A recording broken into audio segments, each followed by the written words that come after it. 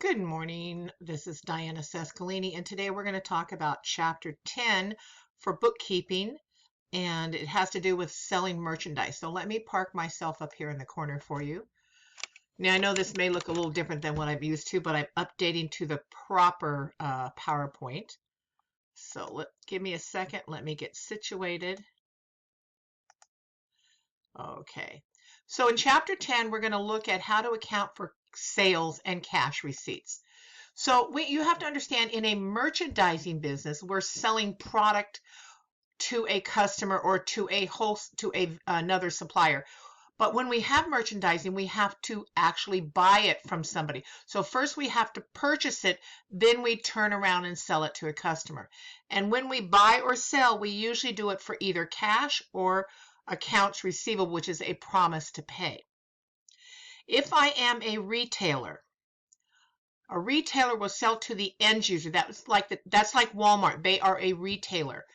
And here's the evidence of cash receipt sales retail sales is I'll either have a cash register receipt is given to the customer, also a copy is given to accounting, or it might actually be a sales ticket. So here is an example of a sales ticket. This just says, I'm the company Sunflower, here's who I sell it to, here's the quantity, the item, and the price. So this is kind of like, this is just a sales ticket, that's all it is. Now this is if I'm a retailer. If I am a wholesaler is really truly a middleman. I purchase merchandise straight from the manufacturer, then I sell to other retailers. And I almost always sell on account or accounts receivable. Very rarely will I actually collect cash from them. And when I sell, I generate a sales invoice. I send them a copy. I put one included in with the merchandise when it ships, and I send a copy to my actual accounting department.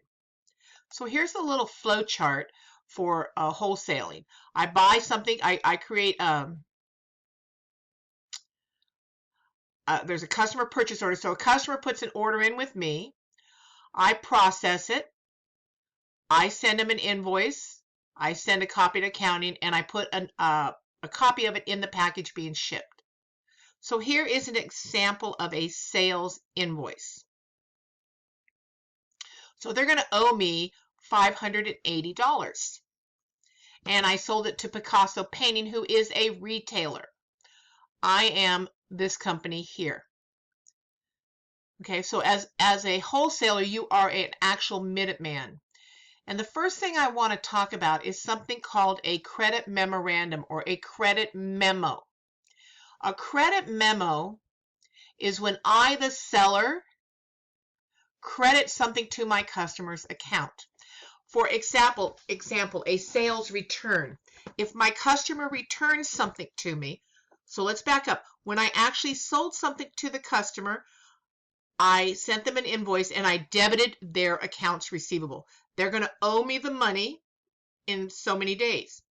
But when they return a portion of that item, I'm going to issue a sales return where I actually I take back the merchandise and I give them a refund, or a sales allowance.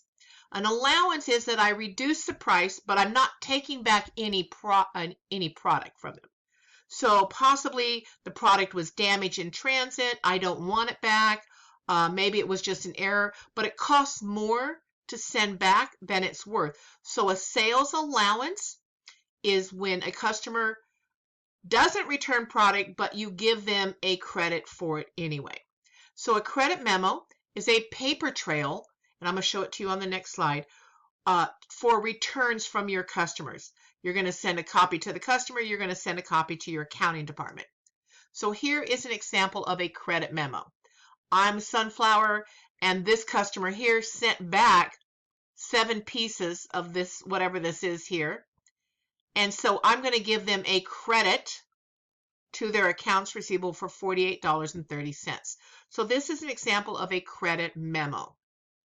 This is the end of the first video for this chapter. The next videos will actually talk about how to show selling merchandise on account.